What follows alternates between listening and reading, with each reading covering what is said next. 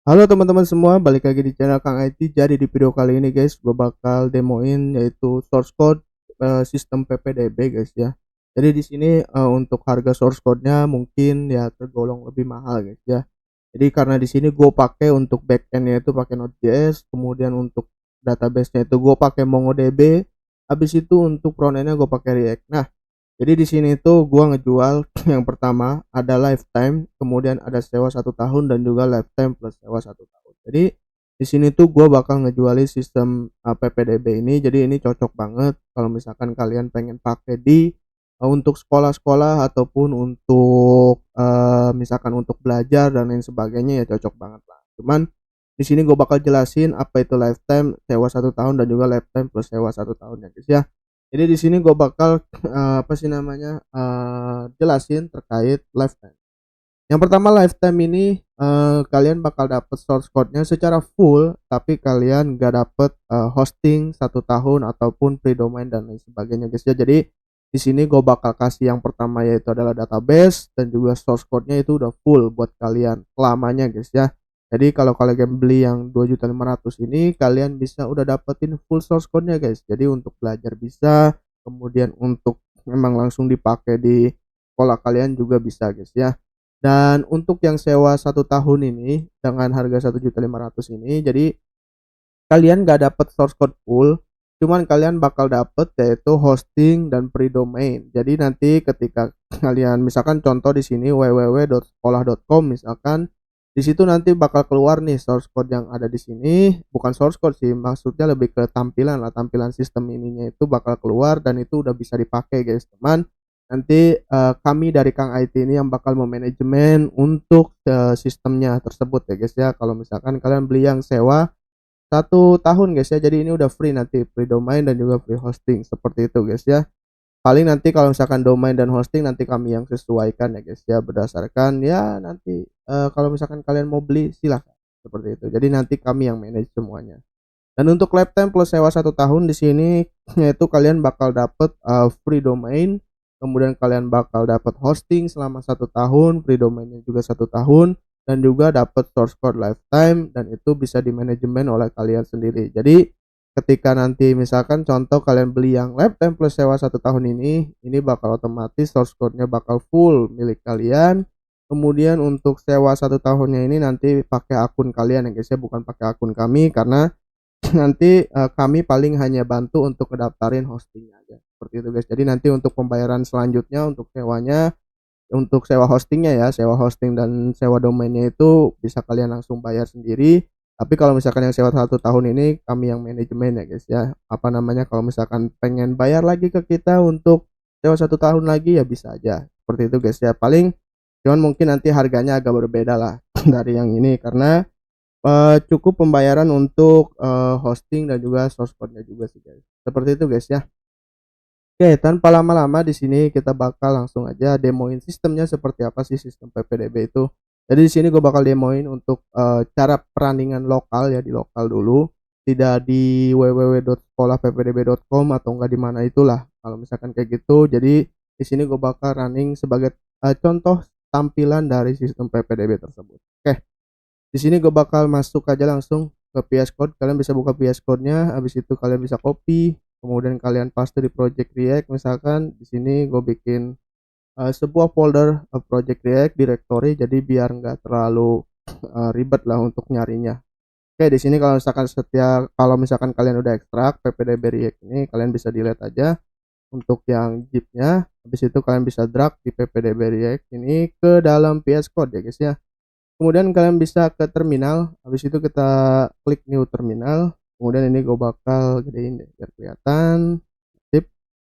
Di sini gue bakal seperti biasa guys ya, kita bakal pakai dua apa namanya. Yang pertama untuk front endnya kita bakal pakai git base, untuk back endnya kita bakal pakai command prompt.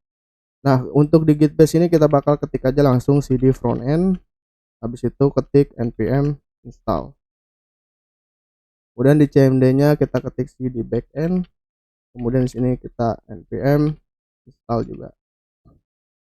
Nah, sambil nunggu guys ya, sambil nunggu kalian bisa buka langsung aja, kalian buka MongoDB-nya. Kita bakal buka MongoDB-nya di sini. kita sambil nunggu instalasi guys ya. Nah ini udah selesai nih untuk backendnya, kita CLS saja, habis itu kita npm atau enggak mungkin nanti aja dulu sebentar ya guys ya. Nah kita konekin dulu, oke sip. Nah kalau udah connect kan ini kan database-nya masih kosong guys ya, database-nya masih kosong, jadi kalian nggak perlu bikin database lagi di sini guys. Kalau misalkan kalian pakai MongoDB itu dia udah otomatis biasanya langsung terbuat database dan juga collection-nya seperti itu. Jadi kalau misalkan collection itu kan table lah, kalau misalkan di SQL itu kan disebutnya table kemudian tapi kalau misalkan di MongoDB ini kan karena non SQL disebutnya collection ya guys. Jadi nanti dia otomatis bakal ngebuat database dan juga collectionnya. Oke, kita bakal langsung aja npm start ya untuk backendnya. Kemudian untuk base-nya karena ini udah kita clear, habis itu kita ketik npm run dev. Di situ ini kalau misalkan udah ada tulisan server running, database connected ya berarti udah oke. Kita refresh misalkan. Nah, ini udah otomatis kebuat ya guys ya, udah otomatis. Nah, kemudian di sini gue bakal copy aja. Di sini gue bakal add data, gue bakal import dari JSON, yaitu nanti bakal lu juga bakal dapat database-nya. Jadi di sini gue bakal buka ppdb ya, kemudian di database ini kalian buka yang db applications, yaitu ini untuk import data aplikasi. Kemudian kita klik ya import. Nah udah kebuat, kemudian kalian bisa ke users, habis itu kalian bisa import JSON or CSV file, habis itu kalian pilih yang ppdb users, kita import. Cukup. Kalau misalkan udah kayak gitu, kita bakal langsung aja running sistemnya guys ya. Kalau misalkan udah di import running,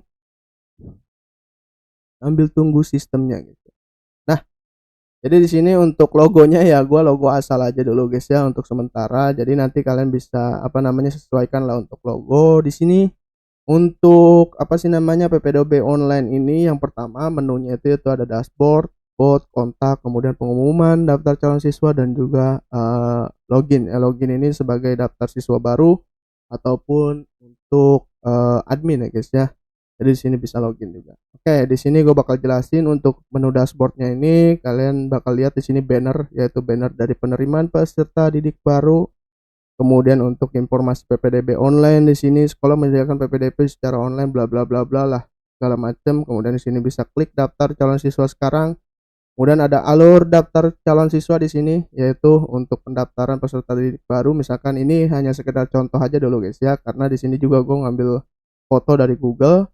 Jadi ya ini sebagai contoh aja dulu untuk di bagian dashboardnya seperti ini guys ya. Untuk di bagian aboutnya di sini tentang sekolahnya seperti ini. Kemudian untuk kontaknya di sini ada alamat, kemudian nomor handphone, email dan juga alamat Google Map seperti itu. Jadi untuk ininya pun udah otomatis guys, footer dan header ini otomatis nanti bakal ada di setting di bagian admin ya guys ya. Pengumuman ini belum ada karena ini juga bakal otomatis di bagian si admin. Daftar calon siswa. Nah, daftar calon siswa ini kalian bisa isi datanya. Misalkan contoh di sini gue bakal ketikin aja untuk NIS-nya 12345.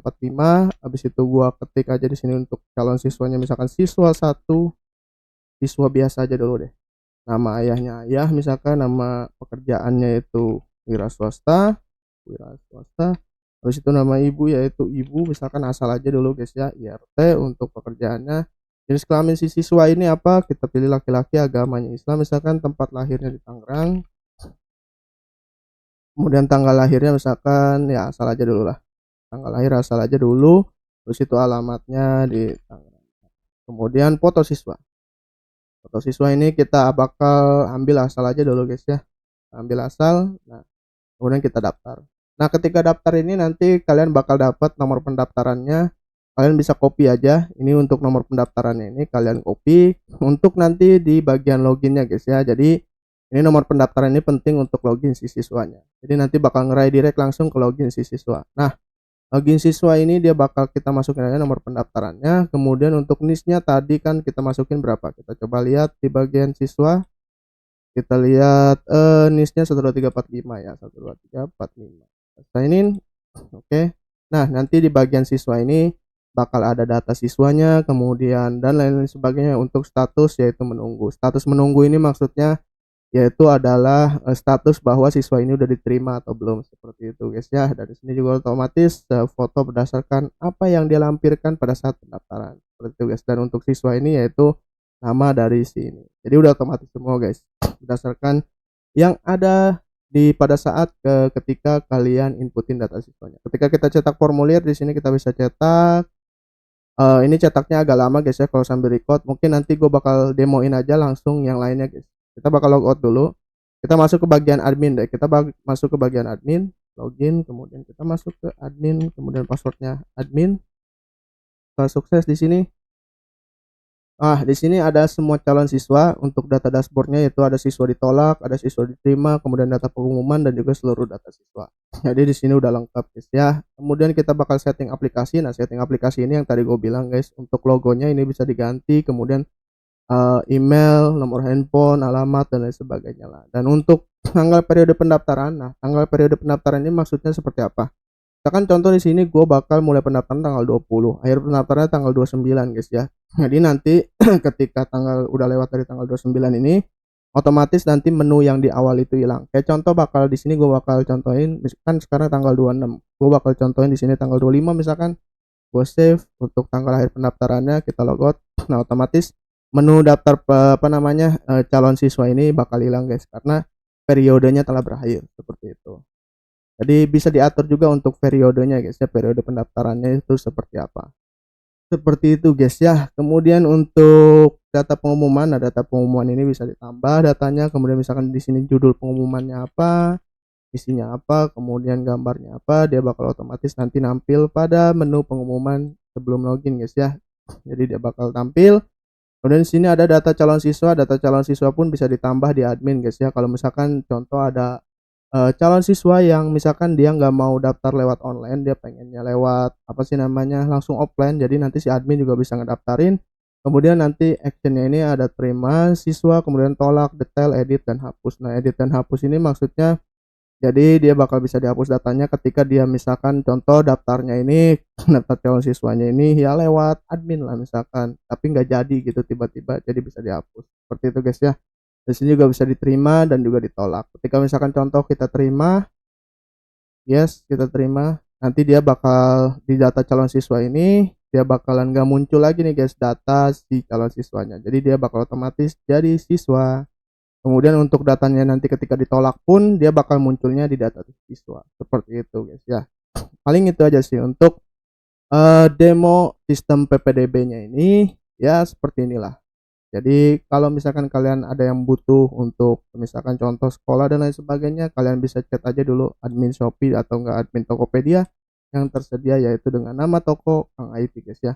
Thank you for watching buat teman-teman semua yang udah nonton. Jadi ya ini adalah demo untuk sistem PPDB menggunakan React.js, Node.js dan juga backendnya Node.js. Kemudian ininya juga untuk ininya apa sih namanya, database-nya gue menggunakan MongoDB seperti itu guys ya.